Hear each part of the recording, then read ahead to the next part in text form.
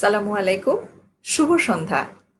সবাইকে আমন্ত্রণ জানাচ্ছি আমাদের আজকের ফেসবুক ভিত্তিক লাইভ পেজ প্রোগ্রামে আমার শ্রম আমার লড়াই। আমরা দেশে এবং দেশের বাইরে যে যেখানে আছি সবাইকে আন্তরিক শুভেচ্ছা ও আমন্ত্রণ আমাদের আজকের এই শোতে। আমরা মূলত এই করোনাকালীন সময়ে এই বৈশ্বিক মহামারীর এই পরিস্থিতিতে কিভাবে আমাদের শ্রমিকদের দুর্যোগে দিন কাটছে, সংকটে দিন কাটছে এবং এই জীবন জীবিকার সংকটের মধ্যে তাদের জীবন, তাদের আর্থিক অবস্থা, তাদের জীবন অতিবাহিত করার যে অবস্থা এবং এরই সাথে গার্মেন্টস শিল্প যে সংকটে পড়েছে সেই সংকটকালীন সময়ের একটি ধারণা উপস্থাপন করার জন্য এবং এই ক্ষেত্রে এই প্রক্রিয়াটি কিভাবে একটি কাঠামোগত দিকভাবে এর ভূমিকা রাখতে পারে সে বিষয়ে আমরা আজকে উপস্থাপন করব। আমরা আমাদের আজকের আমন্ত্রিত অতিথিদের সঙ্গে পরিচিত হয়ে নিতে চাই। আমরা আমাদের আমন্ত্রিত অতিথিদেরকে ডেকে নিচ্ছি। আমাদের সঙ্গে আছেন আমাদের অতি পরিচিত রুহুল আমিন ভাই।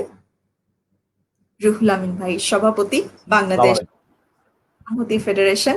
ওয়ালাইকুম আসসালাম, ভালো আছেন? জি ভালো আছি আপা। আপনি ভালো আমাদের আছেন তো? আরো একজন, জি আলহামদুলিল্লাহ। আমাদের আরো একজন অতিথি আছেন নমিতা নাথ, বাংলাদেশ মুক্ত গার্মেন্টস শ্রমিক ইউনিয়ন ফেডারেশন বিগফের সভাপতি। এবং আমাদের সঙ্গে আরো আজকে উপস্থিত রয়েছেন মোর্শেদ আলম, সহসভাপতি, বাংলাদেশ গার্মেন্টস শ্রমিক সংহতি ফেডারেশনের পক্ষ থেকে। আপনাদের সবাইকে আমাদের এই ফেসবুক ভিত্তিক লাইভ পেজে আসার জন্য অসংখ্য ধন্যবাদ এবং সবাইকে আমন্ত্রণ জানাচ্ছি। আসসালামু আলাইকুম।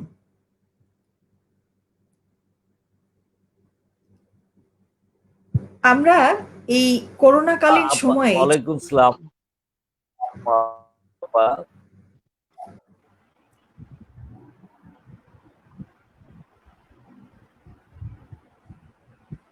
আচ্ছা, সম্মানিত দর্শক, আপনাদের অবগতির জন্য জানিয়ে রাখি, আপনাদের যদি কোনো প্রশ্ন বা মতামত থাকে তাহলে কমেন্টস এর ঘরে আপনারা লিখে জানাবেন।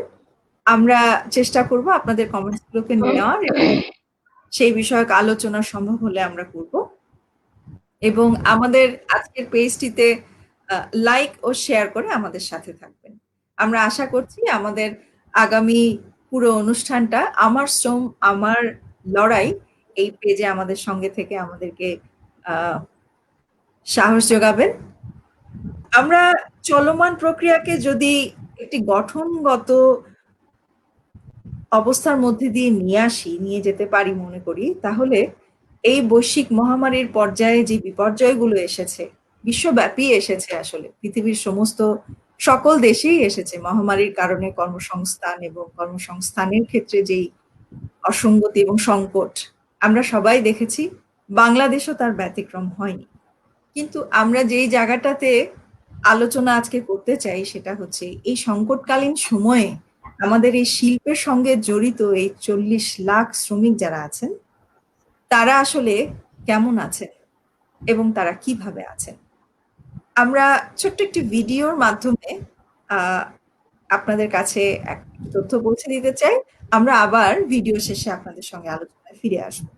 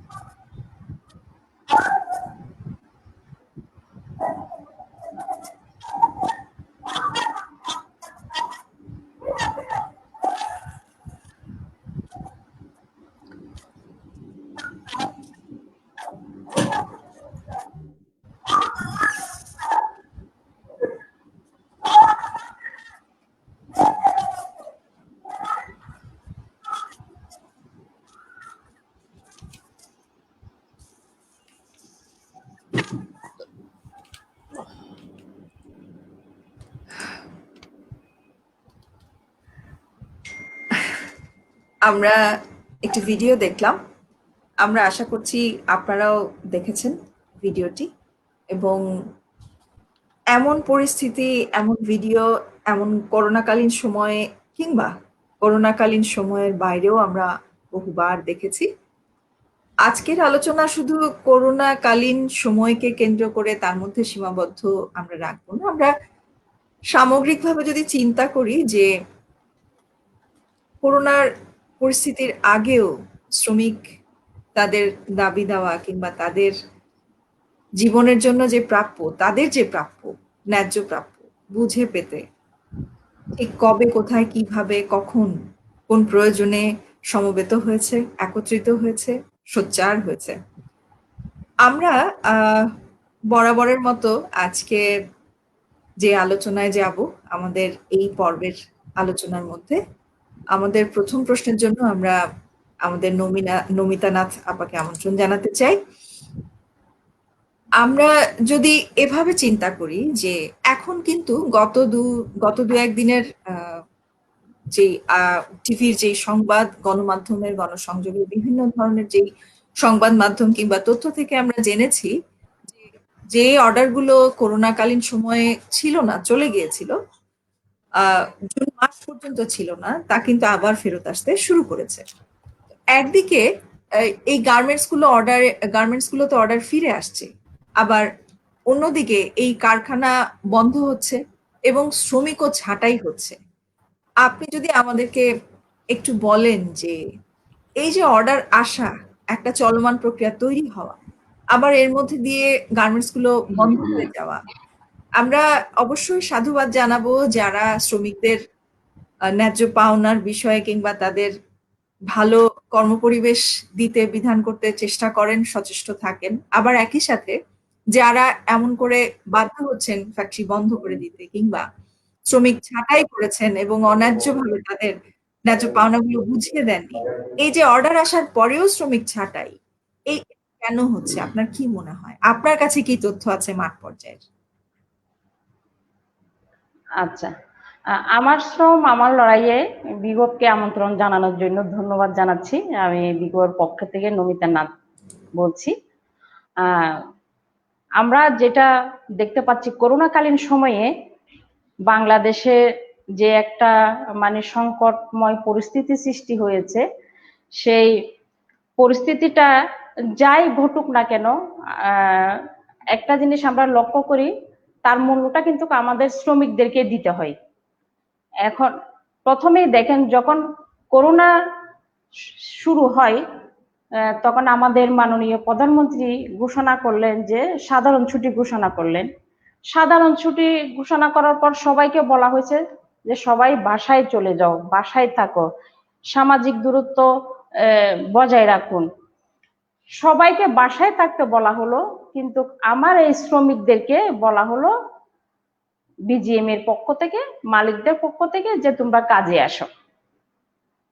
তাহলে কি আমার শ্রমিকরা কি মানুষের মধ্যে পড়ে না? সবাইকে বাসায় থাকতে বলা হলো, আমার শ্রমিকদেরকে বলতেছে তোমরা কাজে আসো। এটা অত্যন্ত একটা দুঃখজনক ঘটনা আমাদের শ্রমিকদের জন্য, আমাদের জন্য, আমরা যারা শ্রমিকদের নিয়ে কাজ করি আমাদের জন্য একটা দুঃখজনক একটা বিষয়। তো আমার শ্রমিকরা শিল্পের সাথে, দেশের সাথে তাদের জীবনের ঝুঁকি নিয়ে তারা কিন্তু ঠিকই কাজে গিয়েছে, তারা কাজ করেছে তাদের জীবন বাজি রেখে। আমরা যদি সবাই দেখি যে শ্রমিকরা প্রতিদিন এরকম একটা মহামারী পরিস্থিতিতে কাজে গিয়েছেন, তাদের নিরাপত্তার বিষয়টা কিন্তু দেখার কেউ ছিল না। এখানে কারখানার অর্ডার বা কমে যাওয়া বা কারখানা বন্ধ হওয়ার আগে আমি তাদের অবদানের কথাটা একটু বলতে চাই। এটা মহামারী, সারা পৃথিবীতে এটা একটা মহামারী। এটা মানে করোনা পরিস্থিতির কারণে বায়াররা সাময়িকের জন্য তাদের অর্ডার স্থগিত করেছে, কিছুটা সময়ের জন্য তারা এটা বন্ধ রেখেছেন। কারণ আমাদের শ্রমিকরা যে গার্মেন্টস গুলো তৈরি করেন এগুলো তো যারা বিদেশে রপ্তানি করে, বিদেশি যারা আছে তাদের জন্য। তো সেই জন্য এটা যেহেতু বিভিন্ন দেশেও এটার প্রভাব পড়েছে, সাময়িকের জন্য এটা স্থগিত করা হয়েছিল যে মানে অল্প কিছুদিন সময়ের জন্য কাজ অর্ডার কম ছিল, এবং কি তারা এখন কাজ কম থাকার সময়ও আমরা যেটা দেখতে পেয়েছি, আমার শ্রমিকরা একদিকে বলছে বায়ার অর্ডার নিয়ে গেছে কাজ নাই, আরেকদিকে মালিকরাও যেটা বললো, বিজিএমই যেটা বললো যে আমার জরুরি শিখপান আছে, আমার পিপি তৈরি করতে হবে, আপনাদের শ্রমিকদেরকে কাজে আসতে হবে। এখন যদি কাজে যদি না থাকে, হ্যাঁ, তাহলে শ্রমিকদেরকে শিখমেনের নাম করে তাদেরকে কাজে যোগদান করালো, বাধ্য করা হলো। এখন আমরা যদি দেখি চট্টগ্রামে প্রায় 50টি কারখানা থেকে 25,000 শ্রমিক ছাঁটাই হয়েছে, এবং 13টি কারখানা টোটালে বন্ধ হয়েছে। বাংলাদেশের প্রথম গার্মেন্টস যে দেশ গার্মেন্টস, সেই গার্মেন্টসটি সেপ্টেম্বর মাসে অনির্দিষ্টকালের জন্য বন্ধ ঘোষণা করা হয়েছে। প্রথম অবস্থায় যদি আমরা ধরে নিই কাজ ছিল না, বায়ার অর্ডার নিয়ে গেছে, সেটা আমরা প্রাথমিকের জন্য আমরা ধরে নিলাম। পরবর্তীতে আমরা যেটা দেখতেছি, আমরা পেপার পত্রিকায় দেখতেছি, আমরা মিডিয়াতে দেখতেছি, প্রচুর কাজ কিন্তু এখন অর্ডার আসছে, বায়ার আসতেছে, কাজ আসছে। এখন প্রশ্নটা হলো, আপনি করোনাকালীন আমার শ্রমিককে যখন আপনি চাকরিচ্যুত করতেছেন, বলতেছেন কাজে বায়ার নাই, অর্ডার নাই, আমি আপনাদেরকে শ্রমিকদেরকে উনি ছাঁটাই করলো, বিনা নোটিশে তাদেরকে কারখানা থেকে বের করে দিল। এখন কাজ আসার পরও আমাদের যে বিভিন্ন মিডিয়ার মাধ্যমে যেগুলো আমরা দেখতে পাচ্ছি বা আমরা জানতে পারতেছি আমাদের শ্রমিকের কাছ থেকে, তাদেরকে বিনা নোটিশে কোনো কথাবার্তা ছাড়াই তাদের চাকরিচ্যুত করা হচ্ছে। এখন যদি গার্মেন্টস সেক্টরের একটা ইতিহাস যদি আমরা দেখি, কোন ধরনের দুর্যোগের সময়, কোন ধরনের মহামারীর সময়ে কিন্তু গার্মেন্টস এর মালিকরা একটা সুবিধা এখান থেকে নিতে চাই। করোনা আসছে, অর্ডার নাই বলে যে গার্মেন্টস শ্রমিকদের একটা ছাঁটাই, লাগাতার একটা ছাঁটাই শুরু করলো তারা। লাগাতার ছাঁটাই শুরু করার পরে এখন যখন কাজ ফিরে আসছে, এখন কেন তাহলে শ্রমিকদেরকে চাকরিচ্যুতি করতেছে, কেন বলতেছে তোমরা কাজে আসিও না?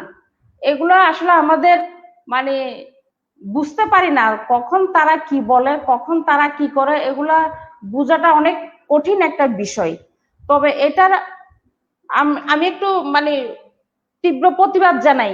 এই মুহূর্তে আমার শ্রমিকদেরকে যেভাবে হয়রানি করা হচ্ছে, তাদেরকে এই কারখানাতে ঢুকতে দেওয়া হচ্ছে না, বলতেছে তোমরা করোনা পরীক্ষা করে আসো, করোনা পরীক্ষা করে সার্টিফিকেট নিয়ে আসো। আপনারা সবাই জানেন বর্তমান পরিস্থিতিতে ডাক্তার, মেডিকেল, সাধারণ পাবলিক সেখানে কিন্তু যেতে পারতেছে না, পরীক্ষা করতে পারতেছে না। আপনি আমাকে বলে দিলেন সকালবেলা আমি যখন কারখানাতে ঢুকতেছি, আপনি আমার শরীরের তাপমাত্রা মেপে দেখলেন 100-র উপরে, আপনি আমাকে বলতেছেন 14 দিন পরে আসো। 14 দিন পরে যখন কারখানাতে গেলাম, তারপর আপনি বলতেছেন যে সার্টিফিকেট নিয়ে আসো, করোনার সার্টিফিকেট নিয়ে আসো। করোনার সার্টিফিকেট শ্রমিকরা কোত্থেকে আনবে? তারপর করতেছেন কি, যখন আপনি ওইখানে অধিকারের কথা বলতেছেন একটা কারখানাতে, তখন আপনি তাকে 15 থেকে 20 ফিট 15 থেকে 15 কিলোমিটার দূরে আপনি তাকে ট্রান্সফার করতেছেন। সে যখন তার অধিকারের কথা বলতেছে, সে যখন ইউনিয়নের কথা বলতেছে, সে যখন তার সংগঠিত হবার কথা বলতেছে, আপনি তখন তাকে চাকরিচ্যুত করতেছেন। এগুলো আমি মনে করি মালিকদের পূর্ব পরিকল্পনা মাফিক একটা কাজ করে। ওনারা এটা শুধু এই করোনা কালীন না, তারা এটা গার্মেন্টস এর জন্ম লগ্ন থেকে তারা এটা করে আসতেছে। শ্রমিকদেরকে মানে সামান্য অজুহাতে তাদের চাকরিচ্যুত করা, তাদের সার্ভিস বেনিফিট না দেওয়া, তাদের সংগঠিত হওয়ার সুযোগ না দেওয়া, তাদের ইউনিয়ন করার যে ভয়েস রাখার একটা জায়গা, সেই জায়গাটা তারা না দেওয়ার, এটা মালিকদের পূর্ব পরিকল্পনা মাফিক একটা কাজ আমি মনে করি। তবে এই কাজটা ওনারা যদি করে থাকেন, আমি অনুরোধ করব এটা বন্ধ করার জন্য। আমার গার্মেন্টস শ্রমিকদের বাংলাদেশের একমাত্র চালিকা শক্তি, অর্থনৈতিক চালিকা শক্তি যদি বলি আমার এই গার্মেন্টস শ্রমিকরা। আজ এমন একটা বিপদের সময় আপনি তাকে চাকরিচ্যুত করতেছেন, আপনি তাকে বেনিফিট দিচ্ছেন না, আপনি তাকে ঘরে থাকতে বলতেছেন, ঘরে থাকার পর আপনি জয়েন করতেছেন না। এই বিষয়গুলা খুবই দুঃখজনক।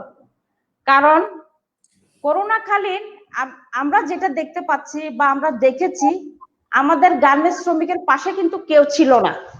আপনি দেখেন তাদের, আমরা সবাই সাধারণ ছুটিতে ঘরে ঢুকে গেলাম, আমার শ্রমিকরা কাজে যাচ্ছে, বিজিএম এর মালিকের একটা দায়িত্ব নেওয়া উচিত ছিল তাদের স্বাস্থ্য নিরাপত্তা, তাদের সামাজিক দূরত্ব বজায় রেখে কাজ করানো, তাদের যে করোনা হলে চিকিৎসার ব্যবস্থা করা, তাদের বাসায় থাকলে তাদের তাদের খবর নেওয়া, তাদের পরিবারের খবর নেওয়া। কিন্তু এমন একটা মুহূর্তে আমার এই শ্রমিকদের পাশে কেউ ছিল না, ছিল না সরকার, ছিল না মালিকরা, ছিল না বিজেপি। কিন্তু যদি দেখেন এই দেশের মূল অর্থনৈতিক চাবিকাঠি কিন্তু আমার গার্মেন্টস শ্রমিকদের হাতে।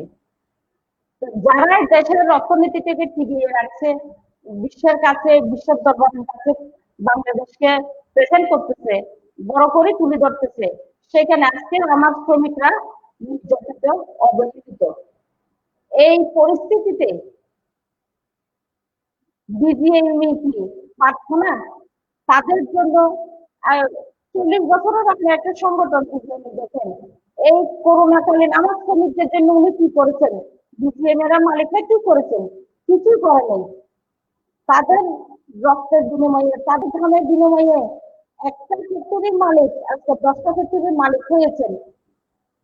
লাখ টাকার ব্যাংক ব্যালেন্স থেকে 1000 কোটি টাকার ব্যাংক ব্যালেন্স করেছেন তাদের ধানের বিনিময়ে, তাদের শ্রমের বিনিময়ে। এমন বিপদে আসলে তাদেরকে চাকরিটা কেড়ে নিয়ে তাদের জীবন মানের উপর যে একটা প্রভাব পড়েছে, এটার দায়ভার কিন্তু নিতে হবে। এটার দায়ভার নমিতাদি, নিতে হবে। আমরা আপনার কথা থেকে যেটা আসলেও ঠিক, যে ঠিক নির্দিষ্ট কোনো সংখ্যা আমাদের জানা নেই। বিজিএমই বলছে যে 50,000, সরকার থেকে আমরা জেনেছি 26,000। Bangladesh institute of labour studies এর এক জরিপ মতে আমরা জেনেছি যে 3,24,000 ছাঁটাই হয়েছে। এবং ছাঁটাই হয়েছে উনারা আইন অনুযায়ী কত ধারায়, 15 ধারা, 12 ধারায়, 20 ধারায়, কোন ধারায় ছাঁটাই হয়েছেন, কিংবা যেই ধারায় ছাঁটাই হয়েছেন সেই ধারা মানা হয়েছে কিনা। আপনি আরেকটা বিষয় বলছিলেন যে এই শ্রমিকদের এই সময়ে পাশে ছিল কিনা কেউ, এবং ব্যবস্থা নেওয়া হয়েছে। আমরা জানি এখন আবার অনেক ফ্যাক্টরিতে শ্রমিক নিয়োগ হচ্ছে। আমরা মোর্শেদ ভাইকে একটু ডেকে নিতে চাই। মোর্শেদ ভাই, যদি আঞ্চলিক পর্যায় থেকে আপনার কাছ থেকে জানতে চাই যে চট্টগ্রামে যেই ফ্যাক্টরিগুলো বন্ধ হয়েছিল করোনাকালীন সময়ে, গার্মেন্টস শিল্প হচ্ছে আমাদের অর্থনীতির যেই চালিকা শক্তি, সেটা হচ্ছে প্রধান আর্নিং সেক্টর হচ্ছে গার্মেন্ট। আমরা যদি করোনাকালীন সময়ে বৈশ্বিক মহামারীর কারণে পৃথিবীর অনেক কিছু, সবকিছুই বন্ধ ছিল, তখন আমাদেরও ছিল, কিন্তু এখন আবার নিয়োগ শুরু হয়েছে, কারণ অর্ডার আসতে শুরু করেছে। এখন আমাদের শ্রমিকরা কেমন আছেন? জানাই বাংলাদেশ গার্মেন্টস শ্রমিক সংহতি ফেডারেশনকে আপনার আমার শ্রম আমার লড়াইতে আমন্ত্রণ করেছেন। এখন আপনার আমার শ্রম আমার লড়াই, এখানে কিন্তু আমাদের অনেক কিছু ফুটে ওঠে আপনার ভাষায়।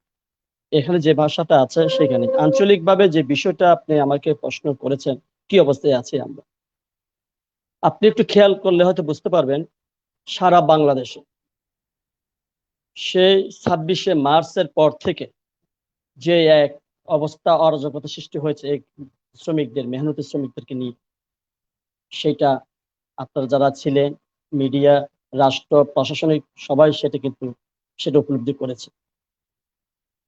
এখন দেখুন গার্মেন্টস সেক্টরের শ্রমজীবী মানুষের অবস্থানটা কোথায়, আমরা কোথায় আছি, কি অবস্থায় আছি। অনেকগুলো কাজ আমরা শ্রমজীবী মানুষকে নিয়ে যখন আমরা রাজপথে থাকি, রাস্তায় থাকি, কারখানা ভিত্তিক যখন আমরা, মনে রাখবো, আপনি কি আমাকে শুনতে পাচ্ছেন? হ্যালো,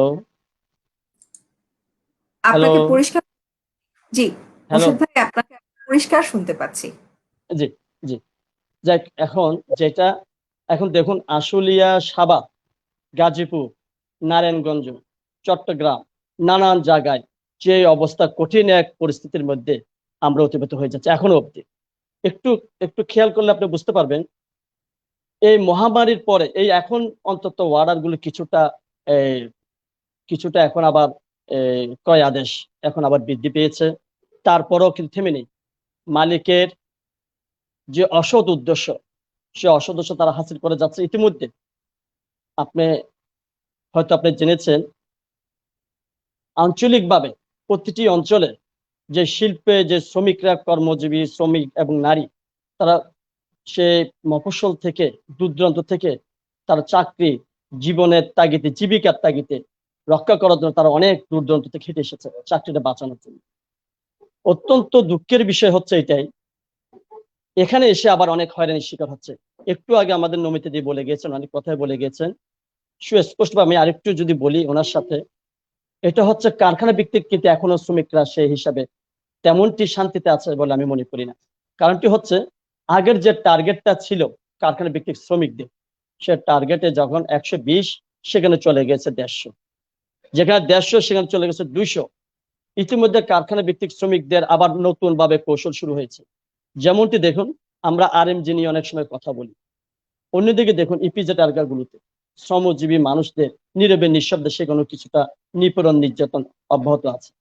যেমনটি কারখানার শ্রমিক আজকে আছে 4, 7 বছর, 8 বছর চাকরি বয়স, এমনকি 11 বছর হয়ে গেছে, তাকে আবার রিজাইন দিতে বাধ্য করে কালকে থেকে চাকরি আছে, তার পিছনের চাকরিগুলো তাকে ফিনিশ করে দেওয়া হচ্ছে, যাতে রিজাইন বেনিফিট আইন বিধি মোতাবেক যেন সে কিছু না পায়।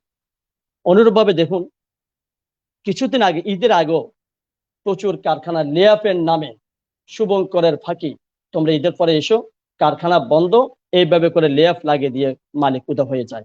এমনটি অনেক কারখানা আমাদের সংগঠনের থেকেও আমরা অনেক অভিযোগ করে রেখেছি, আমরা ডাইপে করে রেখেছি, লেবার কোর্টে করে রেখেছি। অত্যন্ত দুঃখের বিষয়, এইসব অঞ্চল ভিত্তিক যখন আমরা কাজগুলো করি, কারখানা ভিত্তিক যখন আমরা বড় কাজগুলো করি, এখানেও একটা আমরা হয়রানির শিকার হয়ে যাচ্ছি। আপনি একটু খেয়াল করে দেখুন, যখন আমরা কাজগুলো রাজপথে থাকি, আগে একটা আন্দোলন সংগ্রাম যাই হোক, শ্রমজীবী মানুষকে নিয়ে একটা প্ল্যাটফর্ম আমরা বসতে পারতাম। আমি খারাপ বলবো না, ইন্ডাস্ট্রিয়াল পুলিশের একটা সহযোগিতা এখন আছে, ভালো কাজ হচ্ছে, আবার আমাদেরকে দূরেও সরে যাচ্ছে আমরা, কারণ তাদের মধ্যস্থায় অনেকগুলো কাজ হয়ে যাচ্ছে, এখানে একটা ডাইভার্ট হয়ে যাচ্ছে। শ্রমিকরা প্রশাসনকে দেখলে অনেকে ভয় পায়, অনেকে আবার কাছেও টেনে নেয়। এই অবস্থা থেকেও আমরা যখন এই শ্রমিকের মামলা মোকদ্দমাগুলো নিয়ে অঞ্চল ভিত্তিক যখন আমরা যাই, ডাইফও একটা সময় নিরাশ হয়ে যায়, তারাও আমাদেরকে বলে আমার আর করার কিছু নেই, আমার ফেলিয়ার সার্টিফিকেট দিয়ে দেয়, তোমরা আবার কোর্টে যাও। কি নির্ধারণ কষ্টে আছে শ্রমজীবী মানুষ, আমরা যারা শ্রমিক নিয়ে কাজ করি, আমাদের অবস্থাটা একই অবস্থা হয়ে দাঁড়িয়েছে শ্রমিকের মতো। সে আবার লেবার কোর্টে গেলে আবার তখন বছর কি বছর সেটা অতিবাহিত হয়। মালিকরা জানে, তারা জানে, বুঝে এটা এইভাবেই হবে। অতএব শান্তি কোথায় আছে, কিভাবে আছে, জীবনটা কিভাবে আমরা শ্রমজীবী মানুষ অতিবাহিত করে যাচ্ছি দীর্ঘদিন, এই যে করোনায় মহামারীতে, পত্র পত্রিকা, ইলেকট্রিক মিডিয়া থেকে শুরু করে আমরা নানান সেমিনার সিম্পোজিয়ামে আমরা এইসব কথাগুলো তুলে পড়ি। অত্যন্ত দুঃখের বিষয়, কোনো কথা কোথায় যায়, কি হয়, আমরা সেটা বুঝতে পারছি না।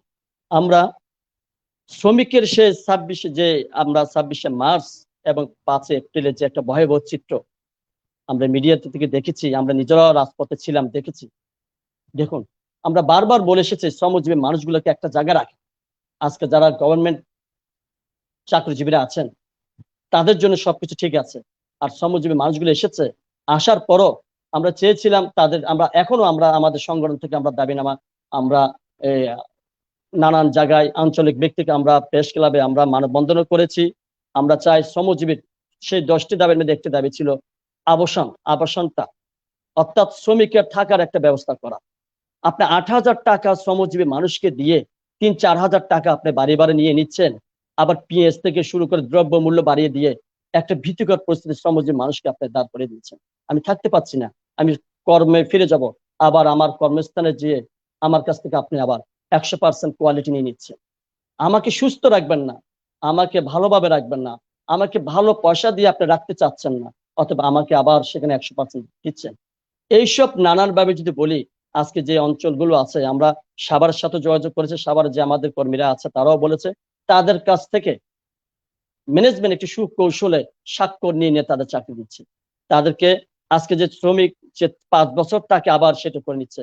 আবার এমনটি হচ্ছে, মালিক বর্তমানে আছে, সে আরেকটা পাটনা নিয়ে নিচ্ছে, সে চলে গেলে উদয় হয়ে রাতের অন্ধকারে আরেকজনকে চাপিয়ে দিল। সে আবার আসলো, আমি জানি না, তোমরা আমার আন্ডার যদি কাজ করতে চাও, অতএব তুমি নতুন করে যোগদান দিতে হবে। সে যোগদান দিতে যেহেতু জীবিকার তাগিদে তার কাজ করতে হচ্ছে, আবার টাকা খরচ করে যে সে বাড়িতে যাবে সে অবস্থা তার এখন নাই। আর তার চেয়ে আরো মরার উপরে খারাপটা হচ্ছে এরকম, পুরুষ যারা আছে, ইতিমধ্যে পুরুষেরা সেরকম একটা কর্মস্থানে তার সেরকম কর্মের সুযোগও তেমনটি নাই। যাই হোক, যে বিষয়টি আমি বলতে চাই, এই অবস্থায় যদি চলে, শ্রমজীবী মানুষকে, আমরা যারা আছি শ্রমিক নিয়ে কাজ করি, আসলে কঠিন একটা অবস্থায়। সে 1978 সাল থেকে যদি এই শিল্পটার বয়স হয়, এখন অব্দি 3টা মাস চালানোর মতো আমার শ্রদ্ধেয় মালিকগণের সে অবস্থা হয়নি। তাহলে আমরা কোথায় আছি? ফিউচারটা কোথায় আমাদের? আমরা বাঁচবো কিভাবে? আমাদের অবস্থান কোথায় যাচ্ছে? আমরা যারা সুশীল সমাজ আছেন, যারা এসব নিয়ে ডায়লগ পলিসি করেন, যারা চিন্তা করে, আমি আপনাদের এটার মাধ্যমে অন্তত এইটুকু জানতে চাই, আসলে আজকে আমি আছি, আমি চলে যাচ্ছি, আজ হয়তো এই জগতে আমার প্রায় 21 থেকে 22টা বছর অতিবাহিত হচ্ছে, আগামী প্রজন্মকে আমরা কি দিয়ে যাচ্ছি? প্রতিটি অঞ্চলে একই চিত্র আপনি দেখতে পাবেন। আমাদের যেহেতু প্রতিটি অঞ্চলে আমাদের শাখা অফিসগুলো আছে, আমরা প্রতিটি শাখায় একই আজকে চট্টগ্রাম বলে কোনো কথা না, সব জায়গায় একই চিত্র ফুটে উঠেছে। অথবা আমরা চাই এটা একটা ফিউচারটা কোথায় যাচ্ছে, আমরা কোন জায়গায় যাচ্ছি, আমাদের স্ট্রাকচারটা কি হচ্ছে। আজকে যে মালিক, একটু আগে নমিতা দিয়ে বলে গিয়েছেন, সে মালিক কয়েকটি মেশিন নিয়ে তার প্রতিষ্ঠান শুরু করেছে।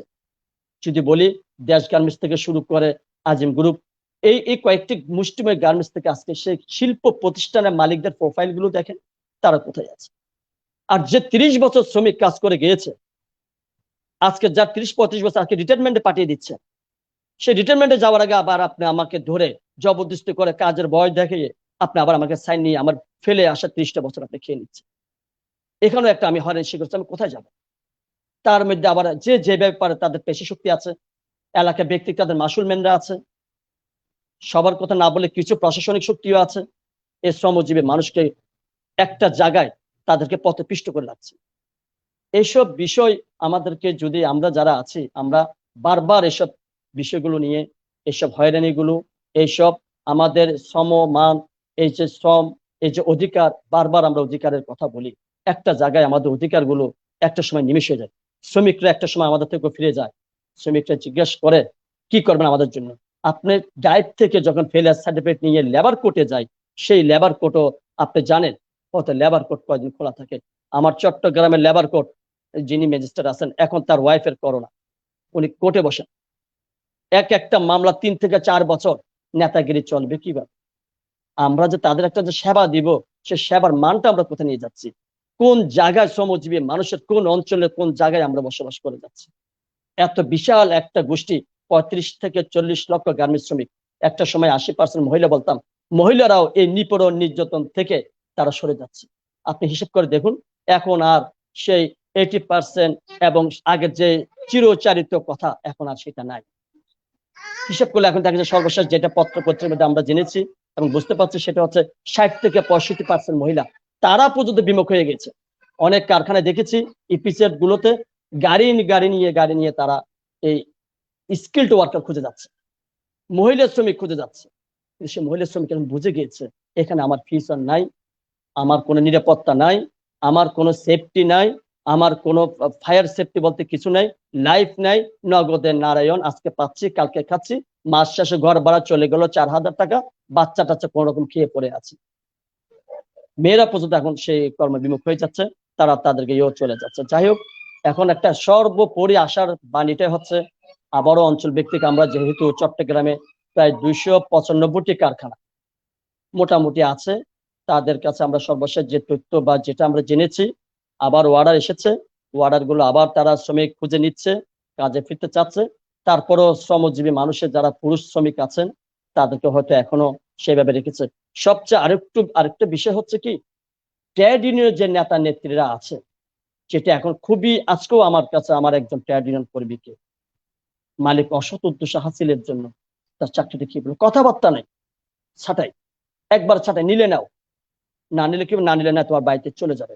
সে চিঠি আবার আরেক পাশ দিয়ে এসে স্বাক্ষর করে তারা কিভাবে ম্যানেজ করে ফেলে।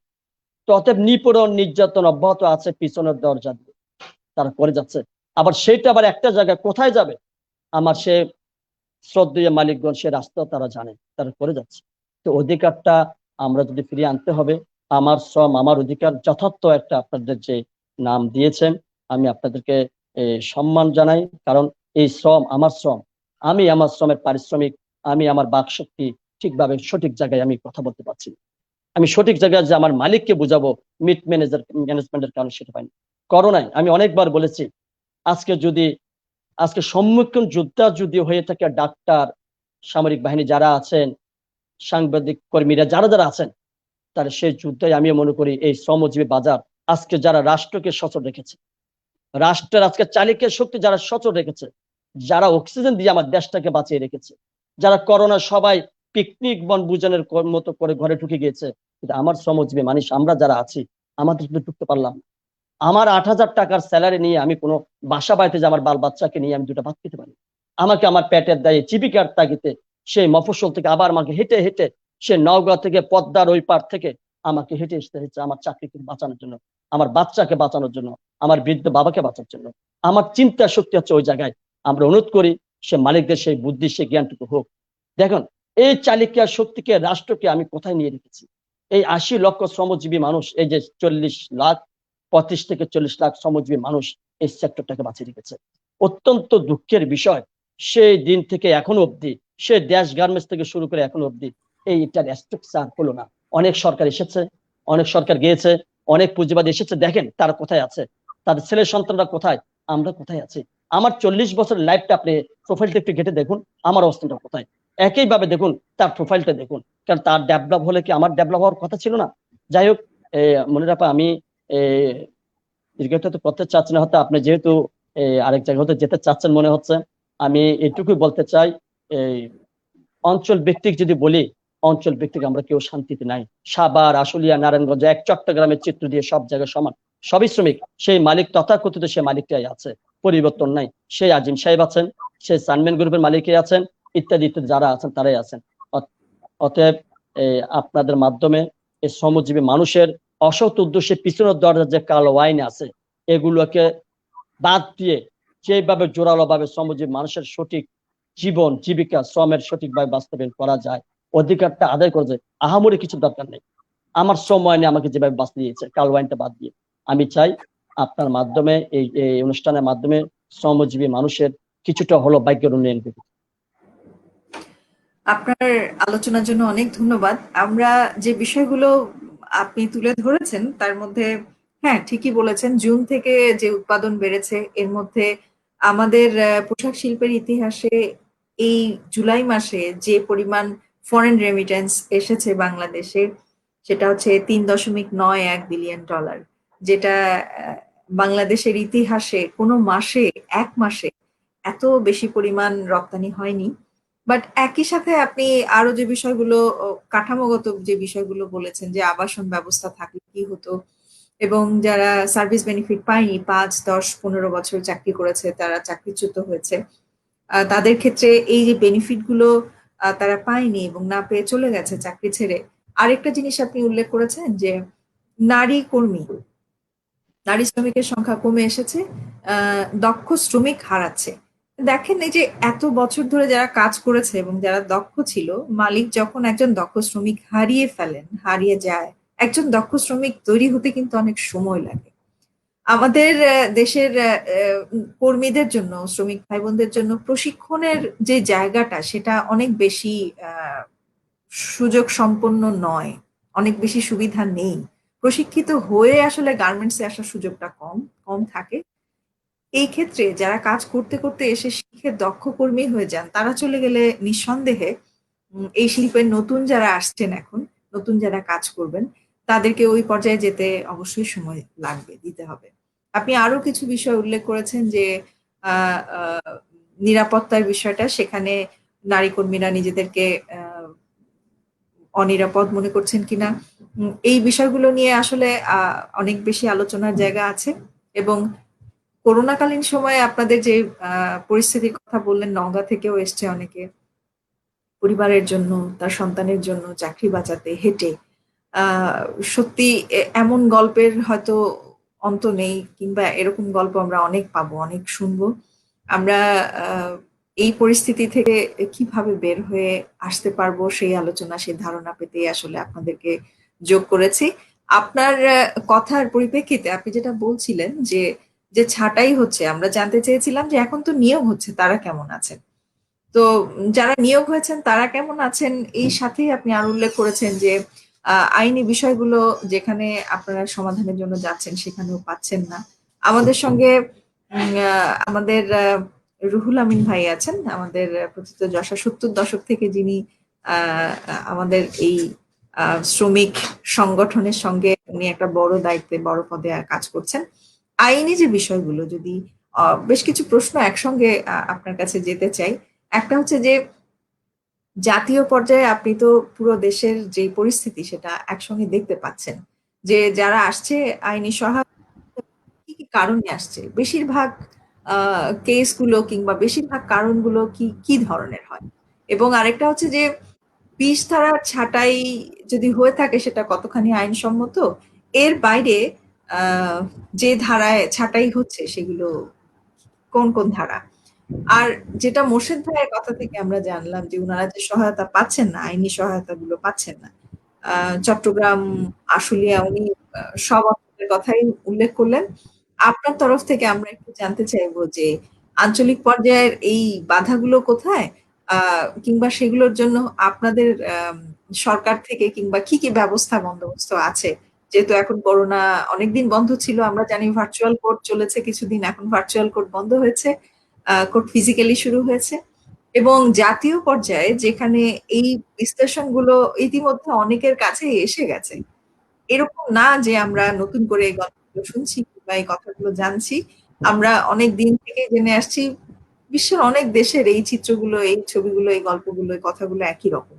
কিন্তু আমাদের দেশে জাতীয় পর্যায়ে আপনার কাছে কি তথ্য আছে মাঠ পর্যায়ের, এবং অডিওটা আহ, জা- অডিওটা আমরা আপনাকে শুনতে পাচ্ছি বলে। জি,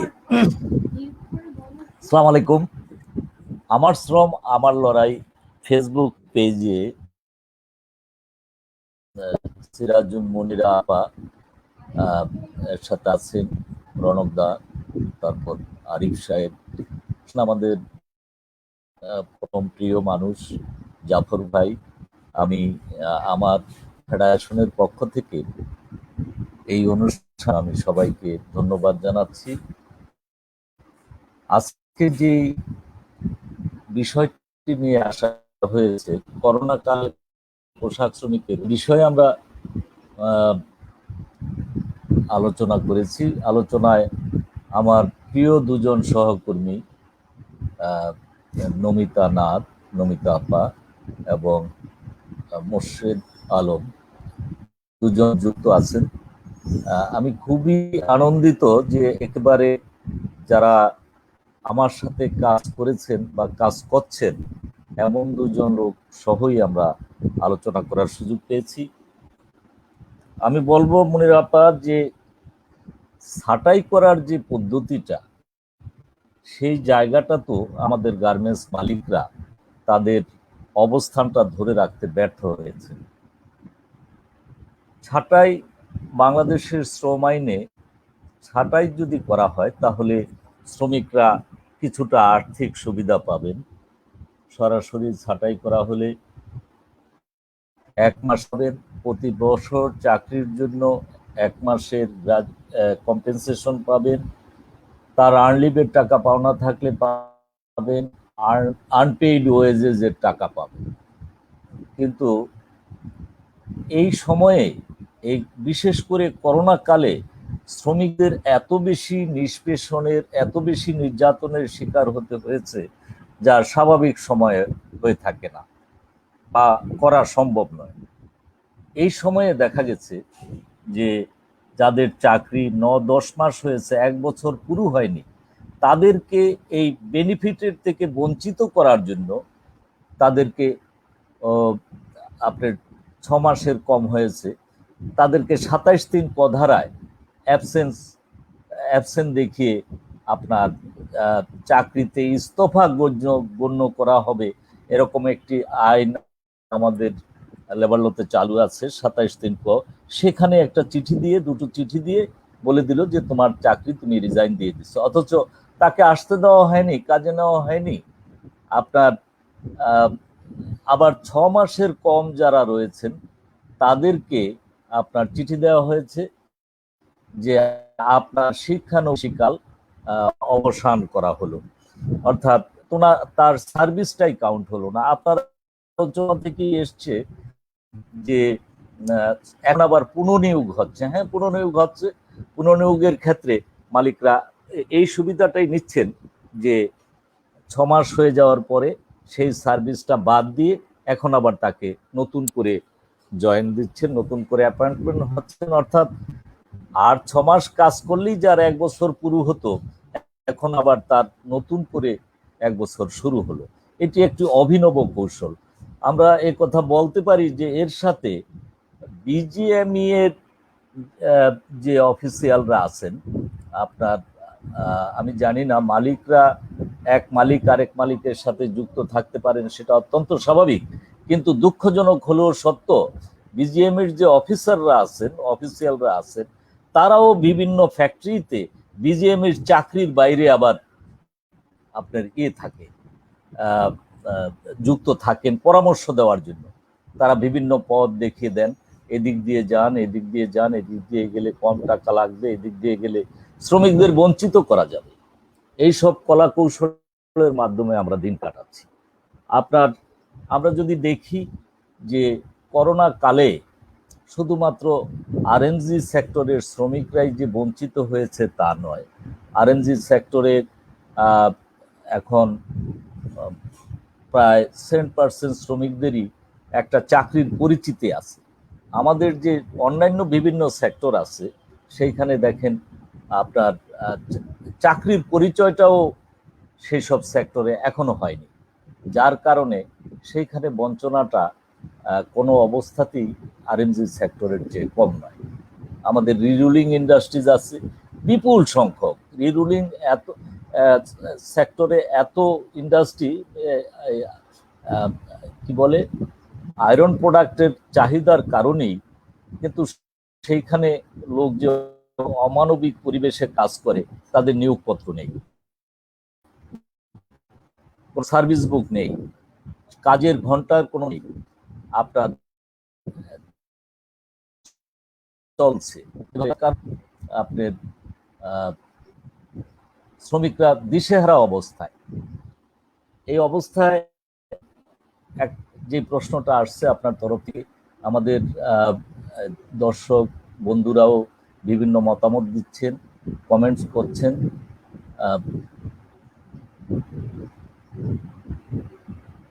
সেই সব জিনিসগুলিও আপনি দেখবেন এবং জবাব দেবেন।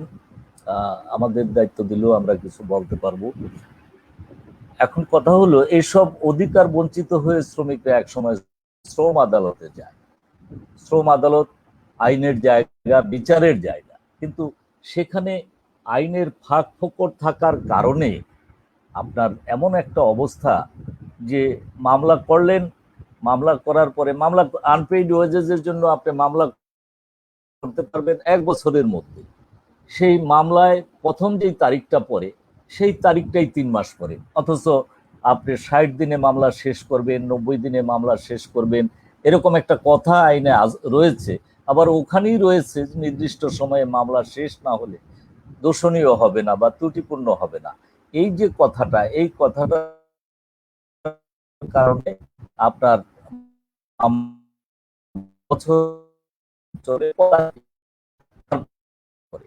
এইভাবে বছরের পর বছর মামলা চলতে থাকে। এক সময় দেখা যায় যে শ্রমিক হারিয়ে গেছে, মালিক পক্ষ ঠিকই আছে, শ্রমিক হারিয়ে গেছে, অতএব তার মামলা ডিসমিস হয়। মামলায় শুনানি হলে হার জিত কি হতো সেটি আর নির্দিষ্ট করা যায় না। আপনার শ্রমিকের অনুপস্থিতির কারণে বহু সংখ্যক মামলা শেষ হয়ে যায়, যেটা আপনার লেবার কোর্ট বা কোর্ট দেখায় যে ইয়ে হয়েছে, ডিসপোজাল হয়েছে, নট ডিসপোজাল, মামলা ডিসমিস। জি বলুন।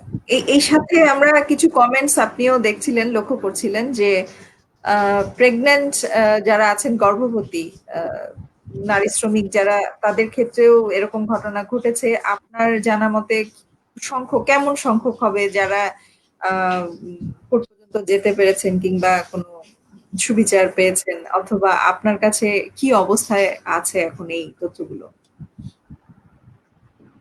দেখুন, আপনার ম্যাটারনিটি লিভের যে রাইটটা বাংলাদেশে, সেটি খুব সহজ।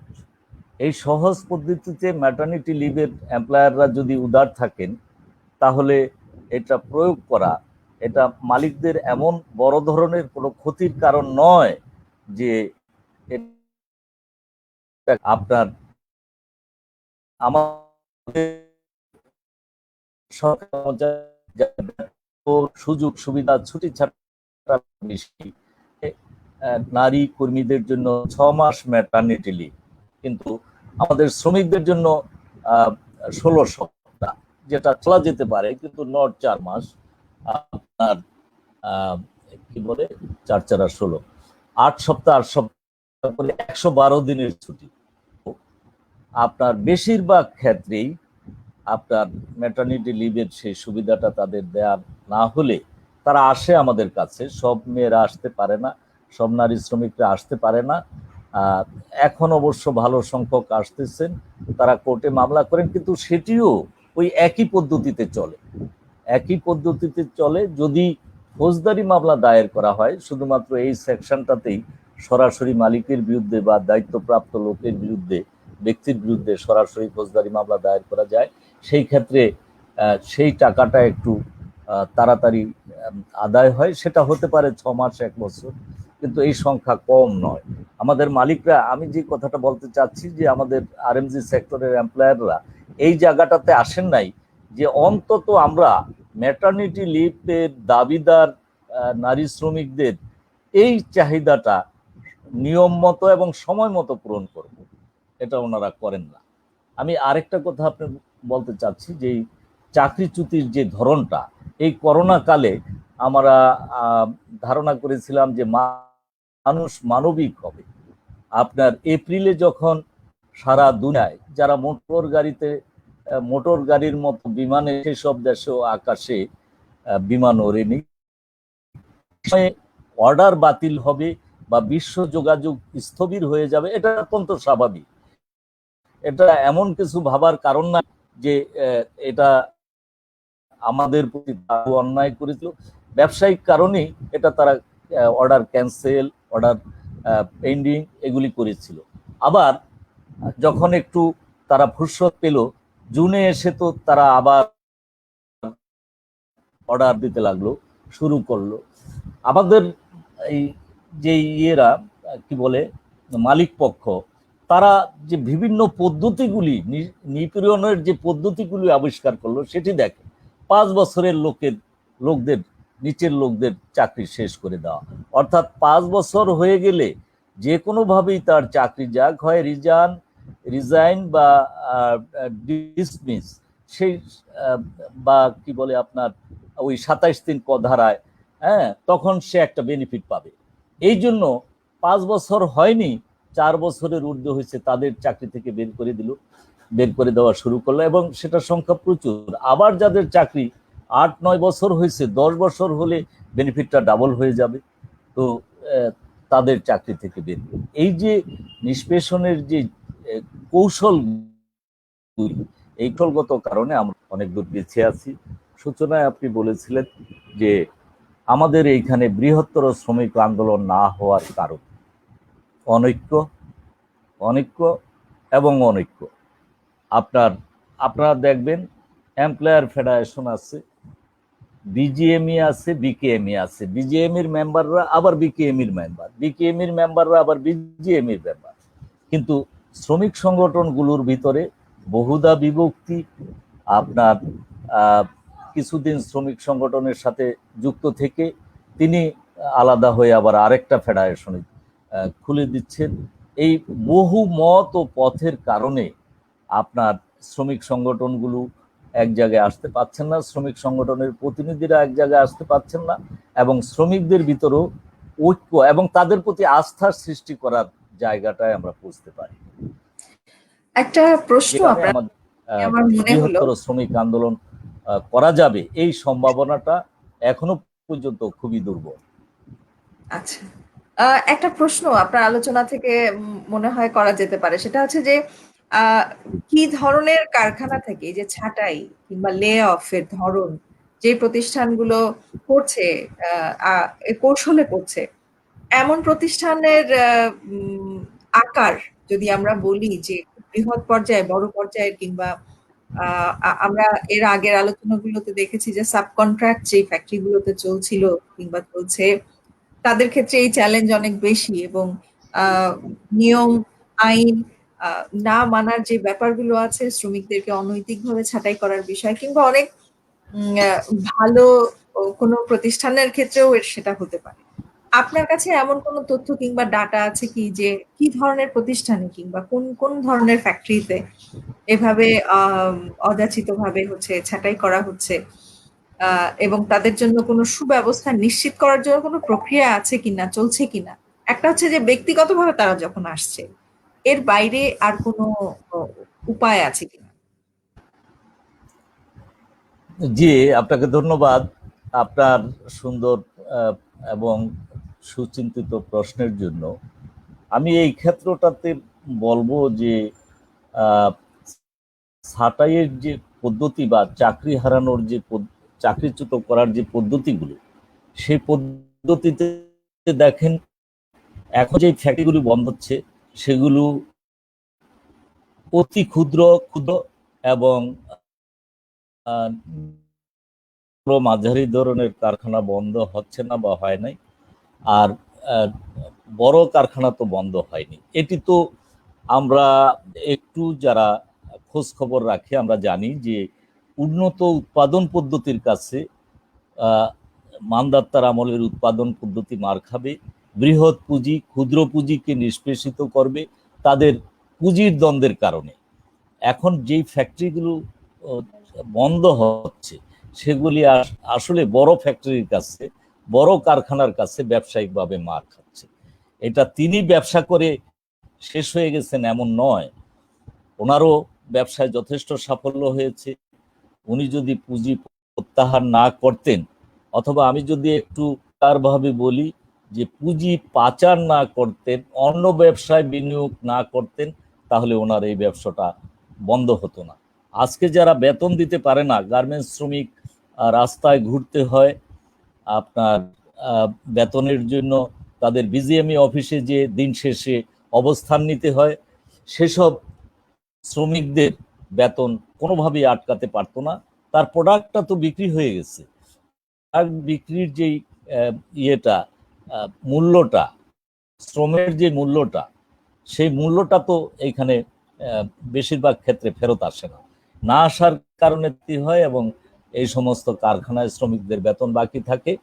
আমার বিবেচনায়, আমার কাছে যে তথ্য আছে সেটিতে পরিষ্কার কথা যে এই কারখানাগুলো বন্ধ হচ্ছে, সেইগুলি বৃহৎ পুঁজির সাথে বা উন্নত উৎপাদন পদ্ধতির সাথে আপনার পুরাতন মানদাত্তার আমলের উৎপাদন পদ্ধতির যে দ্বন্দ্ব, সেই দ্বন্দ্বের কারণে ছোট ছোট ফ্যাক্টরিগুলো বন্ধ হচ্ছে। এখানে শ্রমিকদের কোনো অবহেলা নাই, শ্রমিকদের কোনো কর্মবিমুখতা নাই, বরঞ্চ বলা যায় যে 14 লক্ষ সরকারি কর্মচারী যাদের বেতন এই করোনা কালেও ছিল নিয়মিত, এমনকি অ্যাডভান্স তাদের ব্যাংক অ্যাকাউন্টে চলে গেছে। এমনকি স্বাধীনতার পরে যখন বঙ্গবন্ধু ভিক্ষার উপরে, বৈদেশিক সাহায্যের উপরে দেশের বাজেট তৈরি করতেন, তখনও কোনো কর্মচারীর বেতন বাকি হয়নি। আর আমরা একটা শর্ট ফিল্মে এইখানেই দেখলাম আপনার যে পুলিশ ভাইদের ট্যাক্সের টাকায় বেতন দেয়া হয়, আর গার্মেন্টস শ্রমিকের বেতন 3 মাসের বেতন বাকি, সেই বেতনের জন্য যে আন্দোলনরত শ্রমিকদের উপরে সেই পুলিশ ভাইরা চড়াও হয়ে থাকেন, মারপিট করেন, এমনকি কোনো কোনো সময় শ্রমিকরা এই আন্দোলনে মারাত্মকভাবে আহত হয়ে থাকেন। একটা বাস্তব চিত্র, এখান থেকে বেরিয়ে আসার জন্য আমি তাগিদ দেব। বিভিন্ন ভাইয়েরা বোনেরা বিভিন্ন প্রশ্ন করেছেন, কিন্তু আমি বলবো একটাই কথা, যে শ্রমিকদের ঐক্যবদ্ধ দরকার, একটা প্ল্যাটফর্মে আসা দরকার। শেষ দিকে আমার এক ভাই প্রশ্ন করেছেন যে কোর্টের মামলা জট, লেবার কোর্টের মামলা সম্পর্কে যদি একটু শুনেন দয়া করে, তাহলে নিশ্চয়ই হতবাক হবেন। শ্রম আদালতে এই মুহূর্তে মামলার সংখ্যা 20,506টি, আপ টু পর্যন্ত, ফেব্রুয়ারি পর্যন্ত। ফেব্রুয়ারির পরে ডাটাটা আর আমরা সংগ্রহ করতে পারিনি, যেহেতু 2 মাস একদম টোটাল বন্ধ ছিল। এরপরও ধরেন চালু হওয়ার পরে আরো 2000 মামলা হয়ে গেছে, এই 22,000 মামলা। ঢাকার 18,000 মামলার জট নিরসনে আমার বরাবর একটা দাবি, এখানে আরোপণ করা, আরো অন্তত 3টা কোর্ট করা। সেটা না করে সরকার নিশ্চয়ই ভালো বিবেচনা করেন।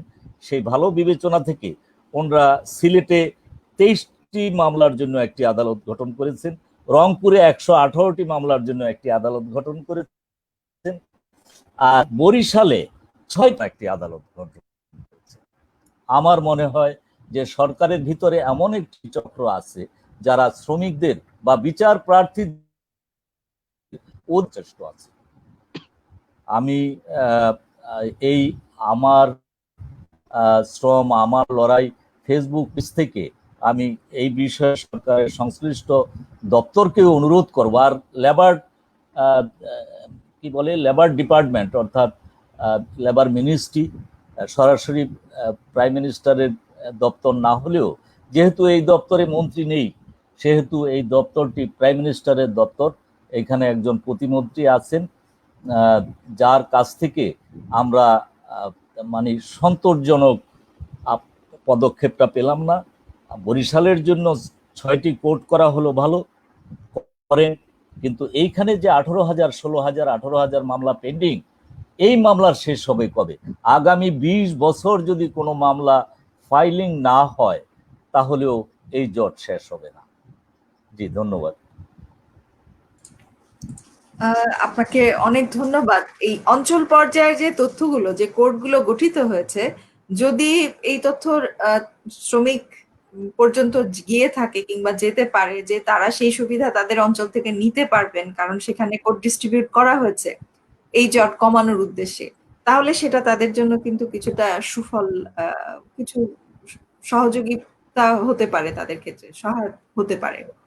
আপনার আলোচনা থেকে আরেকটা জিনিস মনিরাপা, আমরা আপনার এই কথাটার জবাবে আমি একটু বলে দিতে চাই আপনাকে, সেটা যে সুবিধা প্রয়োজন হলে তো নিবে, ওইখানে তো প্রয়োজন নেই। 6টা মামলা দিয়ে একটা কোর্ট বসিয়ে দিলেন, বরিশাল থেকে 6 জন লোক খুলনায় খুব এসে নিতে পারতো। আর যদি নাই নিতে সুবিধা দিতে চান, সপ্তাহে একদিন বরিশালে বেঞ্চ বসানো যেত। আপনার একটা কোর্ট বসানোর দরকার ছিল না, কোর্ট বসানোর দরকার ঢাকায়, অতিরিক্ত কোর্টের দরকার নাই, সেখান থেকেও একটা ভেঙে নিয়ে সিলেটে বসালেন। হ্যাঁ, এটা সিলেটে অলরেডি বেঞ্চ বসতো সপ্তাহে একদিন। এটা সরকারের ভিতরেরই একটা কৌশল, সরকারের ব্যয় বৃদ্ধি করা, বিচার প্রার্থীদের কোনো সহযোগিতা এতে সৃষ্টি হয়নি। তার মানে এই পরিকল্পনা পর্যায়ে আসলে অনেক মতামতের ব্যাপার আছে, যেখানে আরো অনেক কিছু করার আছে। এবং যেহেতু অনেক কর্মীরা ঢাকা থেকে চলেও গেছেন, গার্মেন্টস ঢাকা, গাজীপুর কিংবা চট্টগ্রাম, যে যেখানে কাজ করতেন হয়তো সেখানে নেই, ছাঁটাই হোক কিংবা নিজেদের অবস্থান পরিবর্তনের প্রয়োজনে হোক, পারিবারিক প্রয়োজনে হোক, নানান কারণেই আসলে তারা থাকতে পারেননি। এবং এই জায়গায় আর্থিক সঙ্গতি এবং সংকট সবচেয়ে বড় ব্যাপার ছিল আসলে।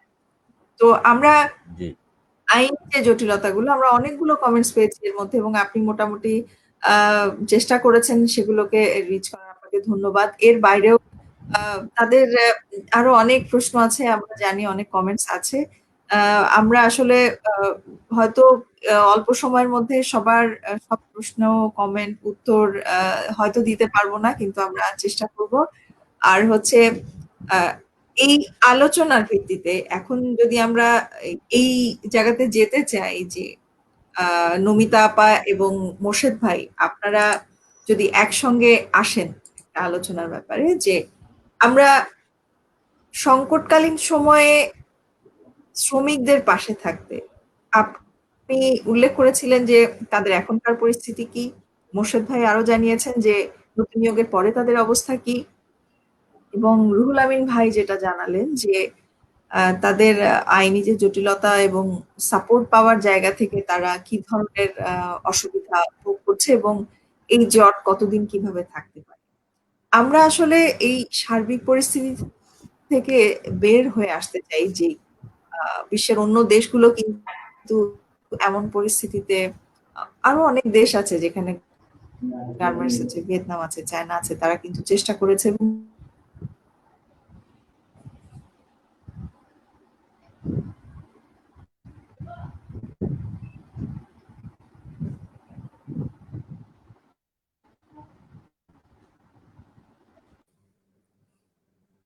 আমরা দুঃখিত, যান্ত্রিক গোলযোগের কারণে আমরা কিছুক্ষণের জন্য বিচ্ছিন্ন হয়ে গিয়েছিলাম। আমরা আশা করছি আপনারা সবাই আমাদের সঙ্গেই আছেন। আহ, এই এই যে পরিস্থিতির উদ্ভব হয়েছে, এটা করোনার জন্য হয়তো বা বেড়েছে, কিংবা অনেক বেশি সময় অতিবাহিত হচ্ছে হয়তো হবে, কিন্তু এর বাইরেও এই নিরসন কিংবা আশাতীত যে এই পরিস্থিতি আমরা যেভাবে চাই যে এরকম একটা অবস্থান থাকুক শ্রমিকদের, সেটা করোনার আগেও ছিল না, কিংবা ছিল কি। এখন আমরা অন্যান্য দেশগুলোর কথা যদি চিন্তা করি যে এরকম পরিস্থিতিতে তারা নিজেদের কিভাবে সামাল দিয়েছেন, আমরা খুব ছোট দেশ, আমরা উন্নয়নের দিকে যাচ্ছি, আমরা সবকিছুকে নিয়েই একসঙ্গে এগোতে চাচ্ছি, এবং এই ক্ষেত্রে গার্মেন্টস এবং আমাদের শ্রমিক ভাই বোনেরা যারা কাজ করছেন এমন একটা বড় অবদান রাখছেন, তাদের আম, এরকম সংকটপূর্ণ সময়ে আপনাদের জন্য এইটুকু কাছে আসতে পেরেছি, এটা আমাদের জন্য, এবং আপনারাও আমাদের সঙ্গে আছেন, এটা আমাদের জন্য অনেক বিরাট পাওয়া। আপনাদের তিনজনের কাছ থেকে ক্রমান্বয়ে একে একে আসবো, যে আমি নমিতা আপার কাছে যাচ্ছি, যে সবশেষে আপনার সংক্ষেপে যদি কিছু বলার থাকে, আমরা সেক্ষেত্রে হচ্ছে আহ আপনার কাছে যেতে চাই, আপনি যদি কিছু বলেন। এরপরে আমরা মোর্শেদ ভাই এবং রুহুল আমিন ভাইয়ের কাছে আসবো। ধন্যবাদ মনিরা আপা। আমার যে মানে আঞ্চলিকভাবে যে আমাদের যে সমস্যাগুলো, ঢাকা চট্টগ্রাম যে সমস্যাগুলো আমাদের শ্রমিকরা মানে ফেস করতেছে, সমস্যার প্রতিদিন সমস্যার সম্মুখীন হচ্ছেন, আমি একটু যুক্ত করেই আমি শেষ করব। আমাদের কাছে তথ্য আছে যে ঢাকা গাজীপুরে যে ফ্যাক্টরি গুলোতে ইউনিয়ন আছে, মালিকরা করোনাকে সামনে রেখে সেই ফ্যাক্টরি ইউনিয়ন ফ্যাক্টরিওয়ালা ফ্যাক্টরি গুলাকে টার্গেট করেছে। যারা ইউনিয়নের সাথে যুক্ত আছে তাদেরকে হয়রানি করছে, শোকেস করতেছে, তাদেরকে চিঠিপত্র দিচ্ছে, তাদেরকে চাকরিচ্যুত করতেছে, এবং ইউনিয়নের নেতা কর্মী যারা আছে তাদেরকে একটা কাজের একটা চাপের মধ্যে রাখছে। পাশাপাশি চট্টগ্রামেও আমি একটু বলতে চাই, একটা আমি কারখানার নাম বলবো না, একটা ফ্যাক্টরিতে ঈদের বোনাস চাওয়ার মানে কারণে অজুহাতে 25 জন শ্রমিককে মালিক ফৌজদারি মামলা দায়ী করেছে 25 জন শ্রমিকের বিরুদ্ধে, এবং পাশাপাশি আরো অন্যান্য শ্রমিকও কিন্তু তারা চাকরিচ্যুতি করেছে। আরেকটা বাংলাদেশের অনেক বড় একজন মালিক, সুনামধন্য একজন মালিকের কথা আমি এখানে বলতে চাই, সেটা হচ্ছে আজিম গ্রুপ। আজিম গ্রুপের একটি কারখানা গ্লোবাল গার্মেন্টস, যেখানে বাংলাদেশের আপনি যদি 10টি যদি শক্তিশালী ইউনিয়নের কথা বলেন, 1 নম্বরে আসবে গ্লোবাল গার্মেন্টস, যেখানে 1200 ওয়ার্কারের মধ্যে 1200 ওয়ার্কার ইউনিয়নের মেম্বার, তারা যৌথ দর কষাকষি করে, তারা শক্তিশালী একটা ইউনিয়ন। মালিক পক্ষ এই করোনাটাকে সামনে নিয়ে এসে এই কয়েক মাসের মধ্যে একাধিকবার তাদের কারখানাটা লে অফ করেছে। আবার শেষে যেই 30 সেপ্টেম্বর অনির্দিষ্টকালের জন্য ল্যাব ঘোষণা করেছে। এখন ওয়ার্কাররা যেটা, ইউনিয়ন নেতাকর্মীরা যেটা শুনতে পাচ্ছে, কারখানাটা হয়তো বন্ধ করে দিবেন মালিক পক্ষ। তার কারণ হিসেবে যেটা উল্লেখ করেছেন সেটা হলো আপনার বায়াররা 20 থেকে 25% ডিসকাউন্ট চাচ্ছে।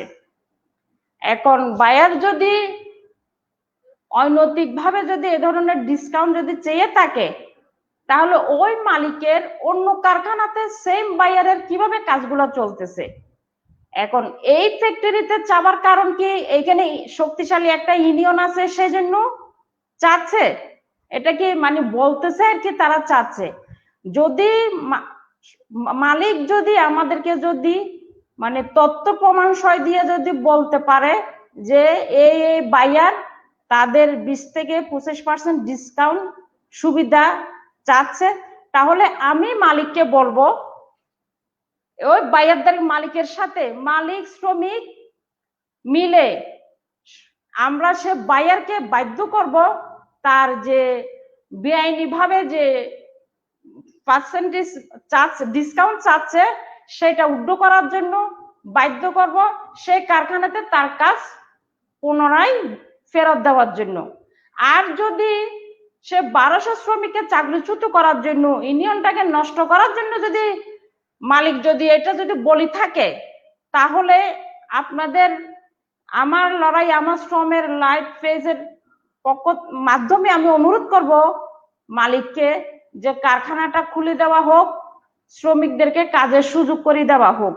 আর যদি তা না হয়, তাহলে বাংলাদেশের সমস্ত শ্রমিক ফেডারেশনের কে সাথে নিয়ে আমরা এই মালিকের বিরুদ্ধে অন্যায়ভাবে ইউনিয়ন ধ্বংস করার কাজে লিপ্ত থাকার জন্য আমরা কঠোর আন্দোলন সংগ্রামের মধ্যে যাব। পাশাপাশি ওনার আরো একটা ফ্যাক্টরি সাভার সুইটার, একজন মালিক কত মানবিক হতে পারে দেখেন, একজন গর্ভবতী নারী শ্রমিককে কারখানা থেকে বের করে দেওয়া হয়েছে। পাশাপাশি তার স্বামী যখন প্রতিবাদ করেছে তার স্বামীকেও বের করে দেওয়া হয়েছে। সেখানে ওই নারী শ্রমিকের শাশুড়ি কাজ করে, শাশুড়িকেও বিভিন্ন কাজের মাধ্যমে কথার মাধ্যমে তাদেরকে প্রেসারে রেখেছে।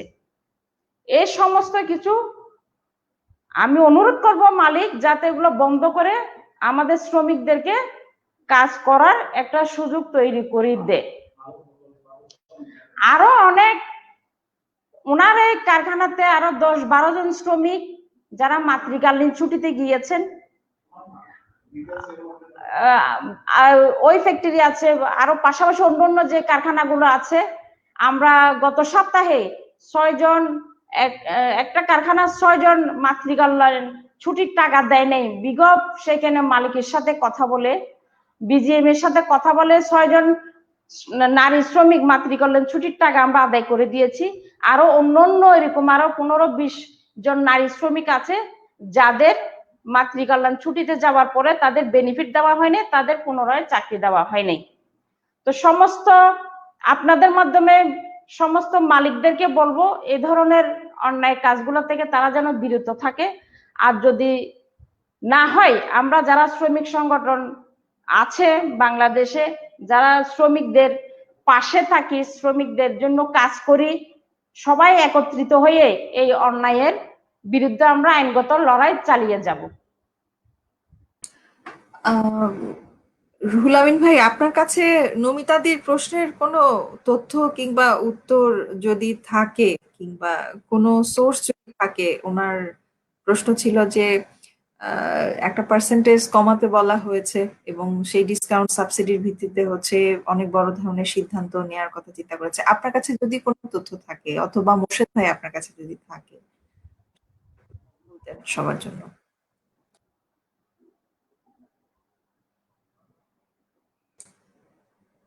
রুহুল আমিন ভাই, আপনার মাইক্রোফোনটা মিউট করা আছে।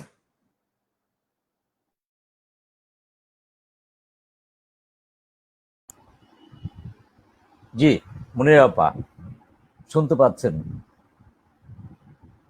হ্যালো, জি, আমরা হ্যালো, আপনাকে শুনতে পাচ্ছি। জি, জি, আমরা আপনাকে শুনতে হ্যালো। পাচ্ছি। জি, জি মুনিরা আপা, এই ধরনের বিষয়গুলোতে আসলে আমাদের পুরোটাই আমরা এই তথ্য উপাত্ত নিজেদের হাতে আসছে বা আমরা পেয়েছি এমন নয়।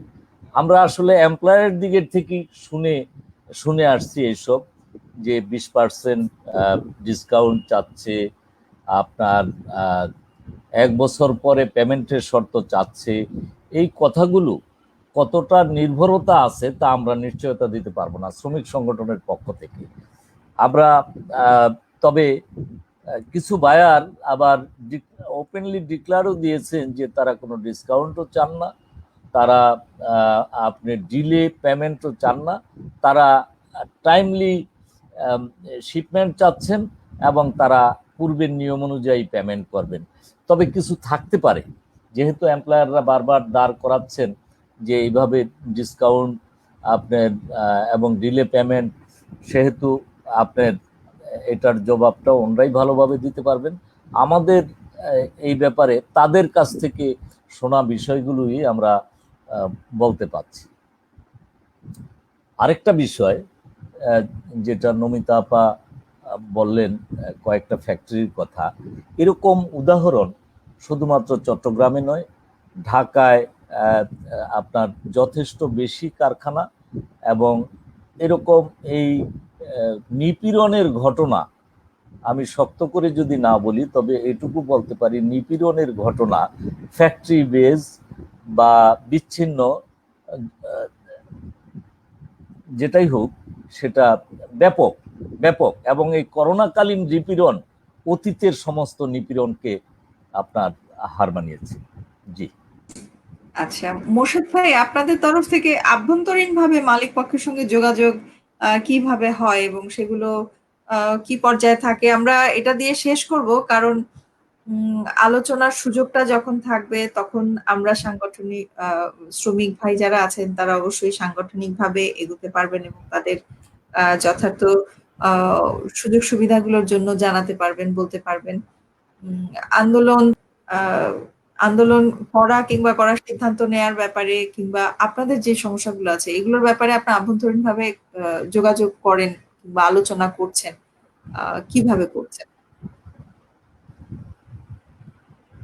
যদি আমাকে প্রশ্ন করা হয়ে থাকে মনিরা আপা, তাহলে আমি বলবো যে আহ, আপনার শ্রমিক কোনো সমস্যা সংগঠনগুলোর নাই, ভিতরে, প্রশ্ন মোর্শেদ ভাইকে করেছিলাম, আপনিও উত্তর দিতে পারেন, কোনো সমস্যা না তাহলে মোর্শেদ ভাই বলুক, মোর্শেদ ভাই বলো। ইয়েস, আমি মিউট করে দিই। আহ, আপনার মোর্শেদ ভাই বলেন এটা। আমরা খুব শিগগিরই শেষ করব। আমরা সংক্ষিপ্তভাবে এটা বলতে চাই আর কি, যে এই সুযোগগুলো রয়েছে কিনা এবং সেটা থাকলে কিভাবে আপনারা করে থাকেন, সুযোগগুলো, আলোচনাগুলো কিভাবে হয়ে থাকে।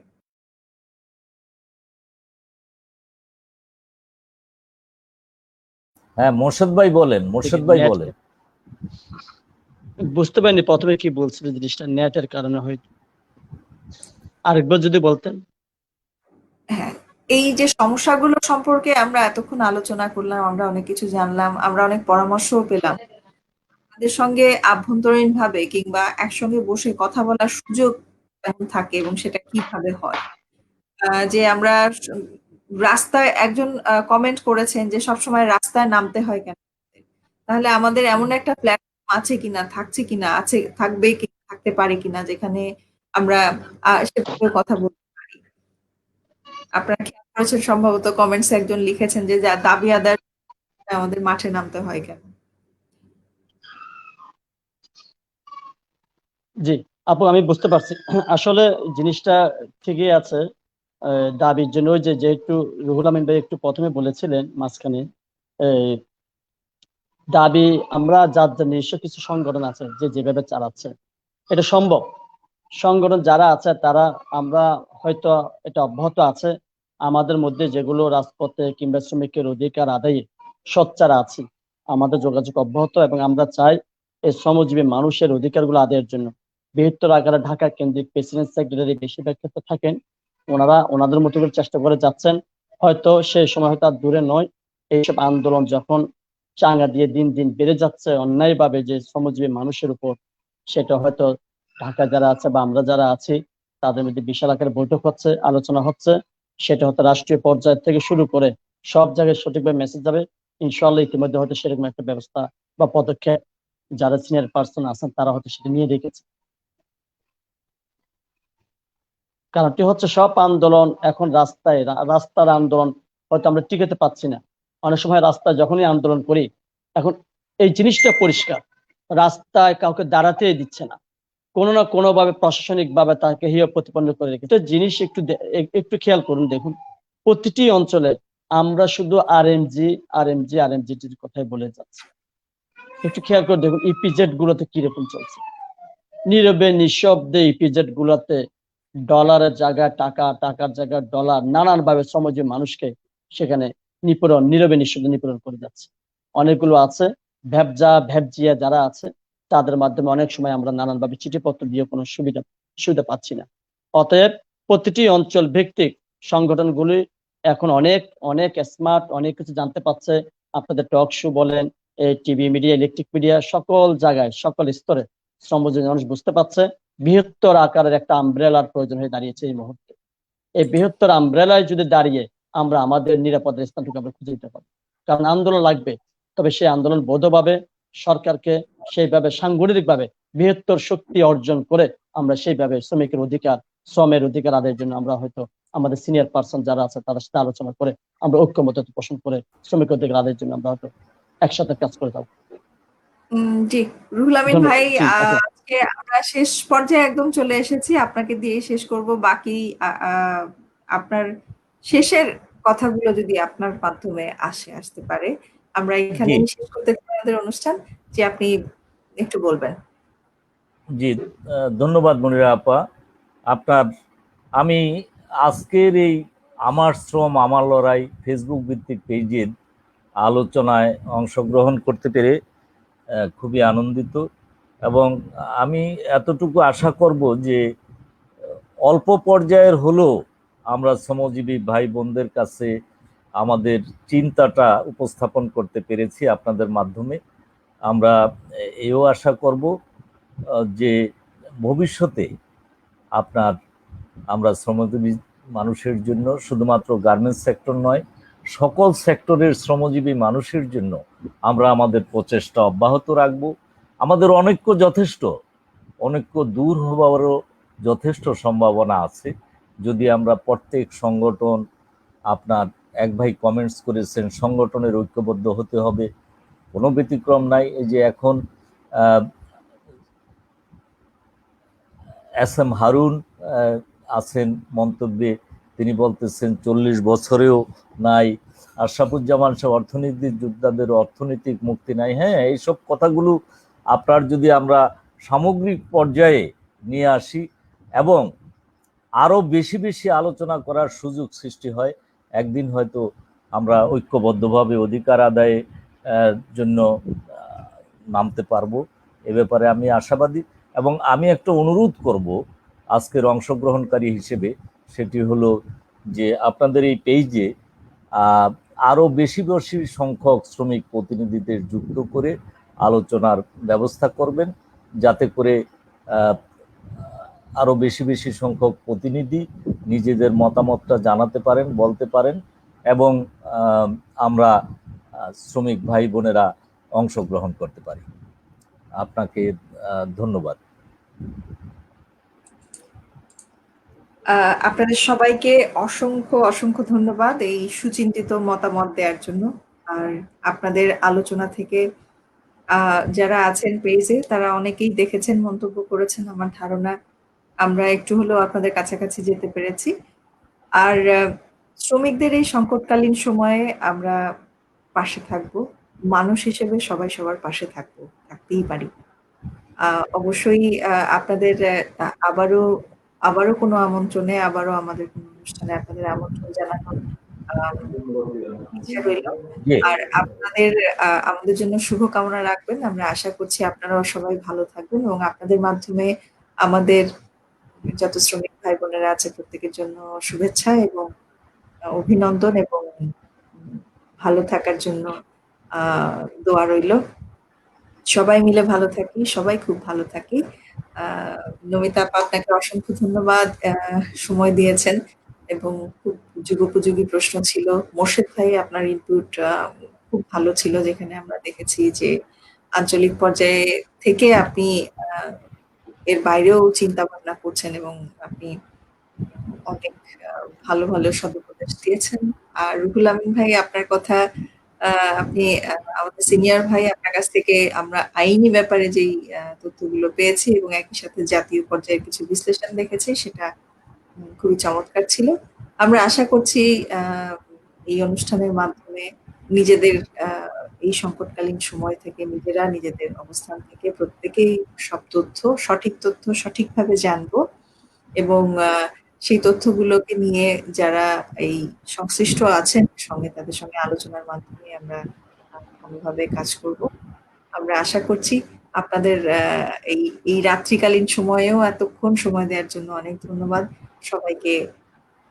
আগাম শুভরাত্রি এবং ভালো থাকার জন্য আপা একটু ভালো একটু বলি নেই, সেটা হলো যে আমাদের এই অনুষ্ঠানে এই দীর্ঘ সময়ে যারা যুক্ত হয়েছেন, দর্শক হিসেবে মন্তব্য করেছেন, আমি আমাদের এই যে 3 জন প্রতিনিধি যারা উপস্থিত আছি তাদের পক্ষ থেকে তাদের সকলকে অভিনন্দন জানাচ্ছি, শুভেচ্ছা জানাচ্ছি যে আমাদের অনুষ্ঠানে তারা সময় দিয়েছেন, মন্তব্য করেছেন। আর আপনাদের যারা আমার শ্রম আমার লড়াই পেজ পরিচালনা করেন, আপনার এটির আয়োজন করেছেন, আমাদের সুযোগ করে দিয়েছেন, আমরা এই 3 সংগঠনের পক্ষ থেকে আপনাদেরকে অনেক অনেক অভিনন্দন জানাচ্ছি, শুভেচ্ছা জানাচ্ছি।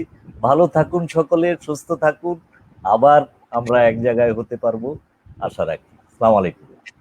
আসসালামু আলাইকুম, সবাই ভালো থাকবো।